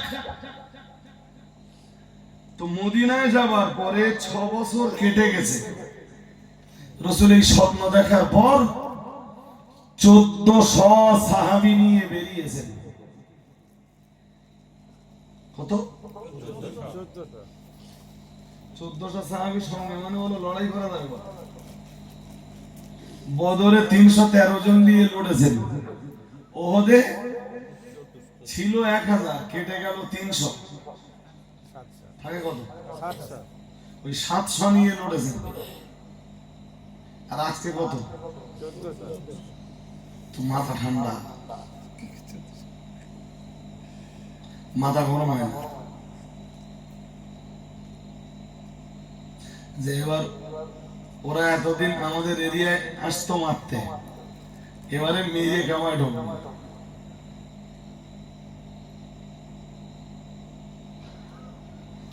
আল্লাহ পাকের নবী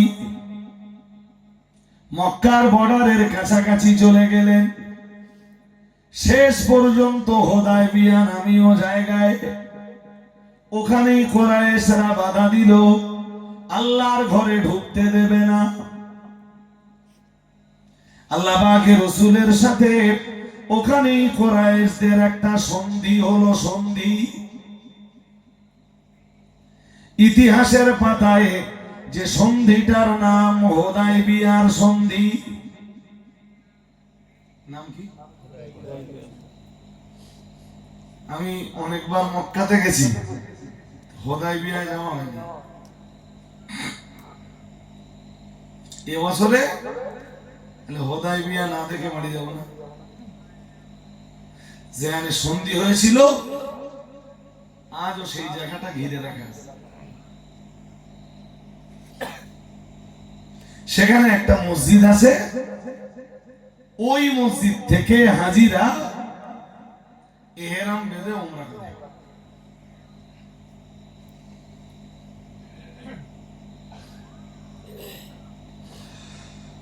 শুনছেন কিছু? হাজিরিন মজলিস, রাসূলের সাথে ওদের একটা চুক্তিও। ওরা চুক্তি করার জন্য ওদের পক্ষ থেকে যাকে নির্বাচন করলো তার নাম সোহাইল। নাম কি? সোহাইল। আর মুসলমানদের পক্ষ থেকে চুক্তির জন্য নির্বাচিত হলেন রাসূলুল্লাহ ছাড়া কে থাকবে? চুক্তির শর্ত তৈরি হচ্ছে। এক, মুসলিমরা এবছর ফিরে যাবে, কাবায় ঢুকতে পারবে না। আগামী বছর আসবে, 3 দিনের বেশি থাকতে পারবে না। 2, সঙ্গে কোনো যুদ্ধাস্ত্র আনতে পারবে না। শুধু আত্মরক্ষার জন্য কোষবদ্ধ একটা ছোট্ট ছুরি।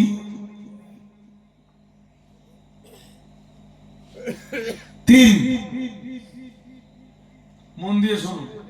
3, মক্কার কোরাইশ বংশের বাইরে আরো যে গোত্রগুলি আছে তারা চাইলে কোরাইশদের সাথে মিত্রতা স্থাপন করতে পারে, আবার চাইলে মুহাম্মদ সাল্লাল্লাহু আলাইহি ওয়াসাল্লামের সঙ্গে মিত্রতা স্থাপন করতে পারে। 4, 10 বছরের জন্য কুরাইশদের মাঝে আর মুসলমানদের মাঝে লড়াই বন্ধ থাকবে। শুনছেন নাকি? কয় বছর?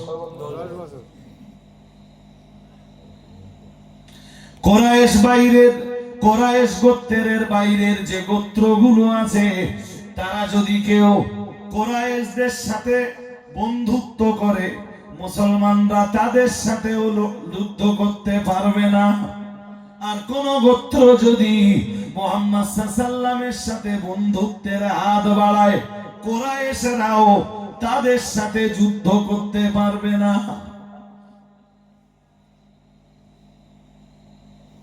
শুনছেন নাকি?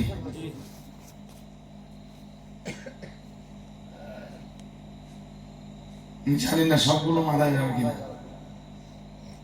বাকি তো ইতিহাস এবং হাদিসের বয়ান। আমি লম্বা করে তা বলতে চাচ্ছি না। আর একটা চুক্তি ছিল ভাইটা, কোরাইশ গোত্রের কেউ যদি পালিয়ে হযরত মুহাম্মদ সাল্লাল্লাহু আলাইহি ওয়াসাল্লামের কাছে চলে যায়, কালেমা পড়ে মুসলমান হয়ে যায়, মুসলমানরা তাকে কোরাইশদের কাছে ফিরিয়ে দিতে বাধ্য।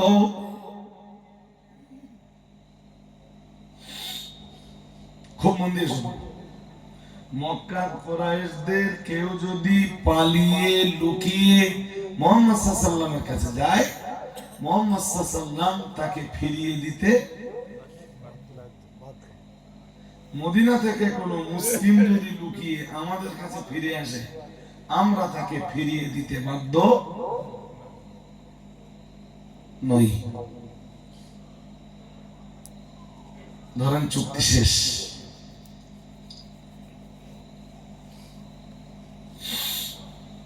চুক্তির কপি রাসূলের কাছে একটা, ওদের কাছে একটা। ঠিক ওই কঠিন কন্ডিশনে এলো আবু জান্দাল। আবু জান্দাল অনেক আগে কালেমা পড়েছিল। সে কাঁদতে কাঁদতে রাসূলের কাছে সাহাবীদের মাঝে এসে দাঁড়ালো। ইয়া রাসূলুল্লাহ, ইয়া হাবিবাল্লাহ, হুজুর শুনেছি আপনি হুদায়বিয়ায়, তাই অনেক কষ্ট করে আমি হুদায়বিয়ায় আপনার কাছে এসেছি। হুজুর আপনি আমাকে ওদের কাছে আর ফিরিয়ে দেবেন না। আমি কালেমা পড়ার কারণে ওরা আমার প্রতি অত্যাচার করেছে, জুলুম করেছে, অবিচার করেছে, নিপীড়ন চালিয়েছে। হুজুর ওদের কাছে ফিরিয়ে দিলে আমার প্রতি অত্যাচারের পরিমাণ আরো বাড়বে। আল্লাহ পাকের নবী সাহাবী হযরত আবু জান্দালের চোখ দুটো দিয়ে টপ টপ টপ টপ করে পানি গড়িয়ে পড়ছে। আচ্ছা, রাসূলুল্লাহ একটু আগে যা চুক্তি করেছেন, সেই চুক্তি অনুযায়ী, সেই ওয়াদা অনুযায়ী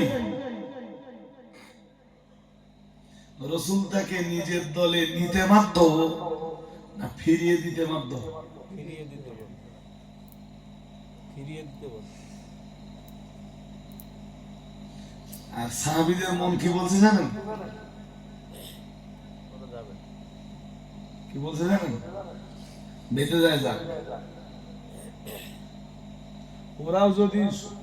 ওরা যদি সংখ্যায় বেশি হয়, আমরাও আজকে সংখ্যায় খুব একটা কম, আমরা তো 1400 আছি, কিন্তু আমরা আমাদের ভাই আবু জান্দালকে আর ওদের কাছে ফিরিয়ে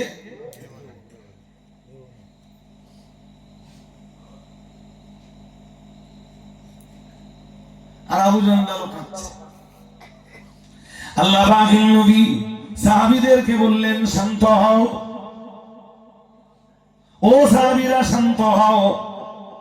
আমি মুহাম্মাদুর রাসূলুল্লাহ সাল্লাল্লাহু আলাইহি ওয়াসাল্লাম বলছি, আমি আবু জান্দালকে ওদের হাতে তুলে দেওয়ার ব্যাপারে আমি ওয়াদা করে রেখেছি, সুতরাং আমার আবু জান্দালকে আমি তুলেই দেব, তবে জয় খুব তাড়াতাড়ি তোমাদেরই হবে। আর একটু মন খুলে বলেন, জয় জয় খুব তাড়াতাড়ি তোমাদেরই হবে। এবং এই চুক্তির কারণেই জয় হবে। ওরা এই যে চুক্তিটা করেছে যে আপনাদের দলের কেউ আমাদের দলে এলে আমরা তাকে ফেরাবো না, আর আমাদের দলের কেউ আপনার দলে গেলে আপনি তাকে ফিরিয়ে দিতে বাধ্য। নবীজি বললেন জয় এতেই হবে, ওয়েট এন্ড সি। সাহাবীদের মন মানছিল না ভাই, তবু রসুলের কথা মেনে নিলেন। বলছিলেন সাহাবীরা প্রয়োজনে যুদ্ধ করব, কিন্তু এই চুক্তি এই যে 2 মিনিট, অনলি 2 মিনিট শুনলে হয়ে যাবে ইনশাআল্লাহ। শোনেন, আমার নিজের গাড়ি চলতেছে, মানে নিজের দেহ আর কি, নন স্টপ বলেন, বিরামহীন। এতে কালকে সকালে আবার পরীক্ষা, এখনো হাই মাদ্রাসা সিনিয়র মাদ্রাসার পরীক্ষা শেষ হয়নি। সিনিয়র মাদ্রাসার কালকে হাদিস পরীক্ষা, যারা মাধ্যমিক দেবে তাদের। সৌভাগ্যজনক বলি না দুর্ভাগ্যজনক বলি, যে কোনো কারণে হোক গতকালকে স্কুলে যায়নি। পরীক্ষার সময় এমনি ছুটি দেয় না, আজকে স্কুলে যেতেই হবে। কথাগুলো শেষ করে ফেলি। আবু জান্দালকে ফিরিয়ে দিলেন রাসূলুল্লাহ, তবুও ওয়াদা খেলাপ করলেন না। আরেকটু খুলে সাহাবীরা বুঝতে পারছিলেন না যে রাসূল ফিরিয়ে দিলেন কেন। যা হবে আমাদের সাথে, আমরা আমাদের ভাইকে ফিরিয়ে দেবো। আর চুক্তিটা তো এইরকম হওয়া দরকার ছিল, আমাদের দল থেকে যদি তোমাদের দলে কেউ ফিরে যায়, তোমরাও তাকে ফেরত দেবে না, আর তোমাদের দল থেকে আমাদের দলে কেউ এলে আমরাও ফেরত দেবো না, অথবা তোমরাও ফেরত দেবে আমরাও। এই চুক্তি কেমন হয়েছে বলেন দিন?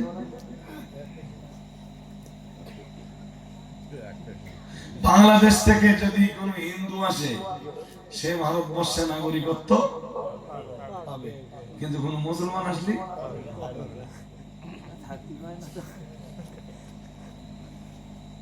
বাংলাদেশ থেকে মুসলিমরা এখানে কি যোগ্য নীতি আসবে? সারা পৃথিবীতে মুসলমানদের অনেকগুলো রাষ্ট্র আছে, বাংলাদেশ থেকে যদি কোনো মুসলমান যায় তো মুসলিম রাষ্ট্রে যাবে।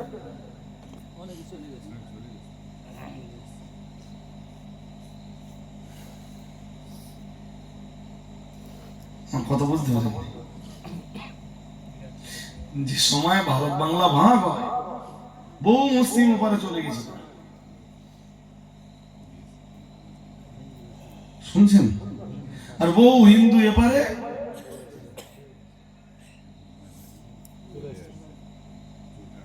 তবে এসআইআর এর ফাইনাল লিস্টটা ভারত, আজকে নিউজে ছিল, বনগাঁ এলাকায় 2 লক্ষ মানুষের হেয়ারিং এর নোটিশ এসছে, মতুয়াদের মাত্র 60,000 হেয়ারিং নোটিশ, বাকিদের নো পেপারস।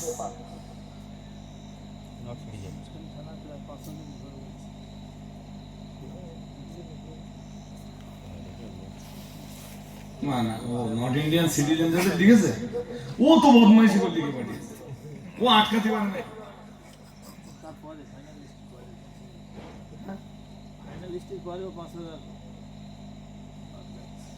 সে আনম্যাপ যারা তারা তো বাদ যাবে। ধরুন 2002 এর সঙ্গে যারা বাবার লিঙ্ক করাতে পারে, মায়ের লিঙ্ক করাতে পারেনি, তাদের কেউ বাদ গেলে আমাদেরকে দয়া লাগবে না। অরিজিনাল কিন্তু কাগজপত্র অরিজিনাল বাদ যাবে, ওয়েট করেন। মানে জীবিত সব মৃত বলে ঘোষণা করেছে। হ্যাঁ মানে জীবিত মানুষকে মৃত বলে ঘোষণা করেছে। হ্যাঁ, ওটা তো অ্যাকচুয়াল কি জানেন বিষয়টা, ওরা কাজ করে তো সফটওয়্যার দেয়, মেশিন দিয়ে, এআই দিয়ে। তো মেশিন সবসময় ঠিক দেয়, আর এই কাজটা 2 বছর ধরে হওয়া দরকার ছিল, সেটা হচ্ছে মাত্র 2 মাসের ভিতরে হয়। সুপ্রিম কোর্ট ওই রকম ভর্সনা করছে, কিছু হবে না, ভয় করলে হবে না ভাই সাহেব। না ডিটেনশন ক্যাম্পে দেবে, আমার মধ্যে এরকম খোলামেলা মনে বলতে পারেন না। হ্যাঁ বলবেন, এইটা ডিটেনশন ক্যাম্পে দিস অন্তত একটু নামাজ পড়ার জায়গা দিস, ঠিক না? কষ্ট যায়, আমি মতি তো হবে, নামাজ খান পড়ে মরলু। এই রাগ করছেন নাকি আমার কথা? হ্যাঁ, ও বদমাইশি করে লিখে পাঠিয়েছে নট ইন্ডিয়ান সিটিজেন। নির্বাচন কমিশনের দায়িত্ব কারণ নাগরিকত্ব কেড়ে নেওয়া, এটা দায়িত্ব? হ্যাঁ, ওদের দায়িত্ব অরিজিনাল ভোটার কিনা, নাগরিকত্ব কেড়ে নেওয়ার ক্ষমতা নির্বাচন কমিশনের নেই। তাই থাকে। হাজিরিনে মজলিস, আমি শুধু ওইটা বোঝাতে চাচ্ছি যে আমার দেশে এরকম নিয়ম কিছু চলছে। হ্যাঁ, আমাদের কেউ গেলে ফেরত দিতে হবে, তোমাদেরকে মেলি আমরা। হ্যাঁ, ওপার থেকে হিন্দুরা আসলে নাগরিকত্ব পাবে, মুসলিমরা। আচ্ছা, একটা হিন্দু পেয়ে দেখাক নাগরিকত্ব।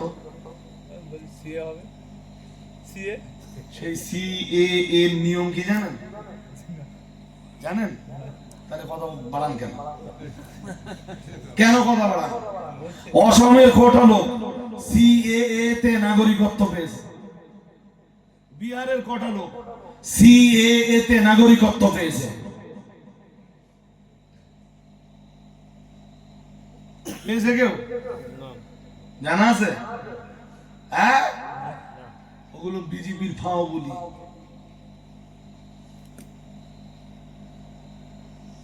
ভোট নেওয়ার অগ্নি, এর মতুয়ারা অসহায়। একদিন যাদেরকে বিশ্বাস করে এসছে, তোর কিচ্ছু হবে না। আর একটা সেই গানের সুরি বললে না, হিন্দুদের নাই কোনো ভয়,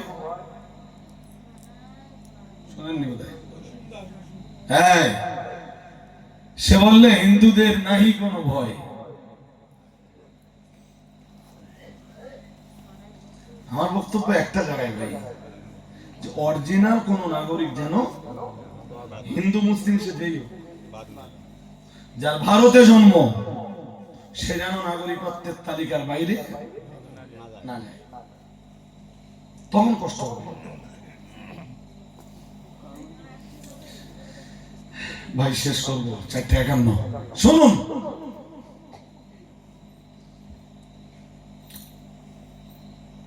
সেদিনের মতো রসুল আবু জান্দালকে ফিরিয়ে দিলেন, রসুল্লাহ মদিনায় চলে গেলেন। এবছর তো আর কাবায় যাওয়া হবে না, পরের বছর আসতে হবে। মক্কা থেকে আর একটা লোক, সে কালেমা পড়ে রেখেছে, সুযোগ বুঝে সেও গেল মদিনায়। তার নাম আবু বসিত। নাম কি? তার নাম আবু বসিত। মনে থাকবে, বুখারীর হাদিসে আসছে। এই আবু বসিত যখন রাসূলের দরবারে গেল, মক্কা থেকে কুরাইশরা 2 লোক পাঠালো আবু বসিরকে ফিরিয়ে আনতে।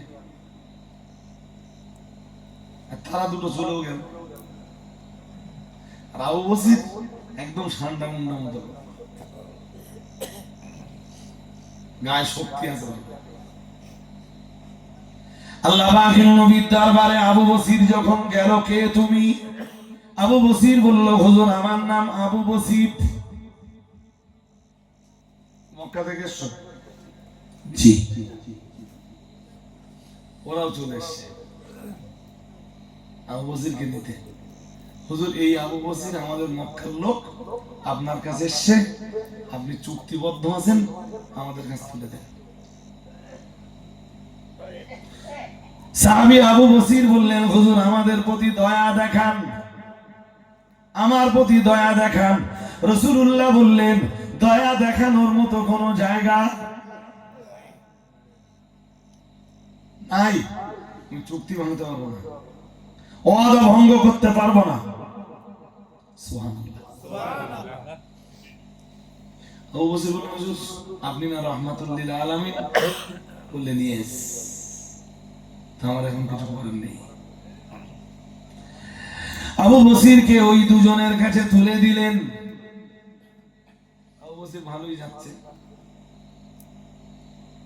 কিছুদিন যে আবু বসির ওদের দুজনের যে কোনো একজনের কাছ থেকে একটা তলোয়ার ঝেড়ে নিয়েছে।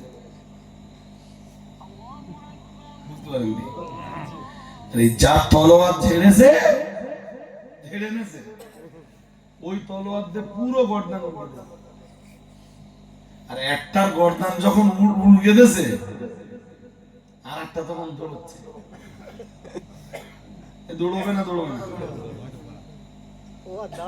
ও পাহাড়ের আড়ালে যে পালাচ্ছে, তা খস করে আওয়াজ হলে মনে কেন আবু বসির রাখতে ভয় হবে না? হবে না? হ্যাঁ, ও অনেক কষ্ট করে রাসূলের দরবারে এসে হাজির।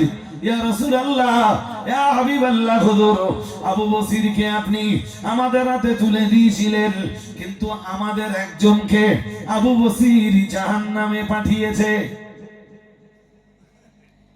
নবী বললেন, তা আমি কি বলবো? ঠিক কিনা? আমি তো তোমার হাতে তুলে দিয়েছি। এখন এ যখন এসে কাঁপতেছে দরবারে নবাবিতে, পিছন দিয়ে আবু বসির এসে হাজির। হুজুর আপনি এটারও আমার হাতে তুলে দেন, এটারও দিয়ে দেই জাহান্নাম। শুনছেন নাকি?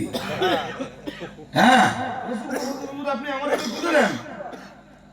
আল্লাহ পাকের নবী বললেন, নয়। না না না, পারবো না। হুজুর আমাকে ওদের হাতে তুলে দিলেন, তাহলে ওকে এখন আমার হাতে তুলে দেবেন না কেন? নবীজি বললেন, তোমাকে ওদের দুইজনের হাতে তুলে দিতে আমি চুক্তিতে আবদ্ধ ছিলাম, কিন্তু এই লোকটাকে তোমার হাতে তুলে দেওয়ার জন্য আমি চুক্তিতে নেই। ঠিক না? ঠিক? হ্যাঁ বলবেন তো? রাসূল বললেন, শোনো আমি দুজন সাহাবী দিচ্ছি, এই দুইজন সাহাবী তোমার মদিনার বর্ডার পার করে দিয়ে আসবে। আর আবু বসির তুমি ততক্ষণ এখানে বসো। আবু বসির বসে গেল, দুইজন যে মদিনার বর্ডার লোকটারে পার করে দিলে। তবু ভয় হচ্ছে, কে জানি আবার দ্রুত গতিতে এসে যদি ধরে। রাসূল বললেন, শোনো তুমি মেরে মারতে পারবে না। আর একটা কথা বলি, তুমি ওরে মারতেও পারবে না, আর আর আর তুমি আমার দরবারে থাকতেও বলো পারবে না। মুয়াজ্জিন যেন টুক করে আযান না দেয়, আমি শেষ করবো তবে আযান দেবে। হয়ে গেছে আমার। জি ও ভাই আমার দিকে তাকান। এখনো জায়গা নেই আপনার দরবারে আমার? বললেন, না চলে যাও। আবু বসির কোথায় যাবে? মক্কা থেকে মদিনার উপর দিয়ে শাম দেশে ব্যবসা করতে যেত। যে রাস্তা দিয়ে কুরাইশরা যেত, ওই রাস্তার ধারে একটা ছোট্ট থাকবার জায়গা করে আবু বসির ওখানে থাকে। কালমা কালাম দোয়া দুরুদ যেটুকু জানে ওই পড়ে, আর অপেক্ষায় থাকে। আল্লাহকে বলে, আল্লাহ তুমি আমার দুঃখ দুর্দশা সব ঘুচিয়ে দাও, আমি নবীর দরবারে থাকবো, তাও যেতে পারিনি। মক্কায় ফিরে যাব, তাও পারিনি। আমি যাবো কোথায়? কিছুদিন পর সুযোগ পেয়ে আবু জান্দাল এসে যোগ দিল। কথা বুঝতে পারেননি? শুনছিলেন না একটু আগে আবু জান্দালের কথা? সেই সন্ধ্যের সময় নবী ফেরত দিয়েছিলেন, আবু জান্দাল এসে যোগ দিল। মক্কায় খবর হয়ে গেল যে যারা কালেমা পড়তেছে রসুলের দরবারে আর যাচ্ছে না, সব আবু বসিরের দলে যোগ দিচ্ছে। আবু বসিরের একটা টিম হয়ে গেল, চাঙ্গা টিম। আবু বসির বললেন, শোন, এই কুরাইশরা আমরা মক্কায় থাকবো কালেমা নিয়ে, থাকতে দিল না। নবীর দরবারে যাব, তাও থাকতে দিল না। ওই কুরাইশরা এই রাস্তাতে ব্যবসা যাবে, আমরা ধরবো। ওদের জন্য আমাদের থাকবার জায়গা নেই, আমাদের কাছে খাবার কিছু নেই। ওদের যা মাল সামান আছে, কিছু কজনের মারধর দেবো, খুব ব্যাপক মার মারবো, আর মাল সামান কিছু ওদের কাছে ধরে নেব।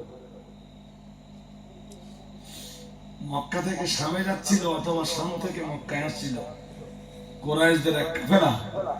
আবু বসিরের দল তাদের উপরে হামলা চালালো, অ্যাটাক। শুনছেন নাকি? মারধরও দিলে, মালামালও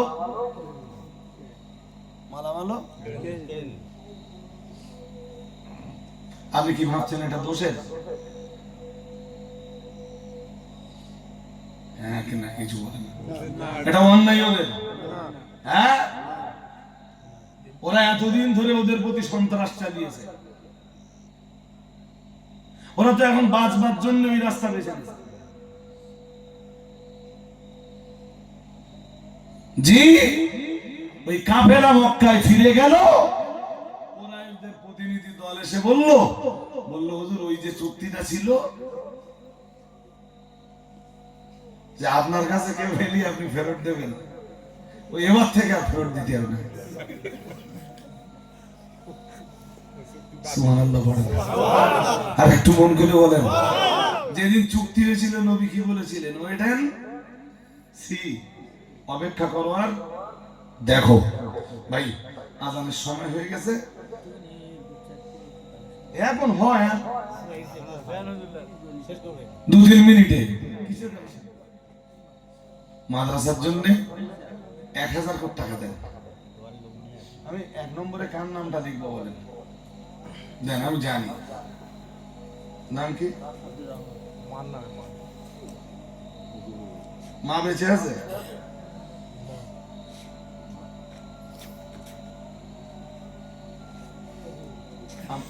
আম্মা বেঁচে আছে? আল্লাহ তার হায়াত কিসমত দারাজ করে দেন। বেঁচে দি আম্মা ইন্তেকাল করেছেন, আল্লাহ তার আম্মার কবর রওজাতুন মিন রিয়াদিল জান্নাহ বানিয়ে দেন, বলেন আমিন। সে মুয়াজ্জিন সাহেব এসেছে? হ্যাঁ, মুয়াজ্জিনকে খবর দিবেন আমি শেষ না করা পর্যন্ত যেন আজান না দেয়। আমি শেষ করব। কি নাম? চুলু গাজী 1000 টাকা। আমার এই ভাই নাম কি? জাকির হোসেন মোল্লা। ও 1000 টাকা দিবেন। 500 টাকা নগদ, 500 টাকা বাকি। আল্লাহ কবুল করুন, বলুন আমিন।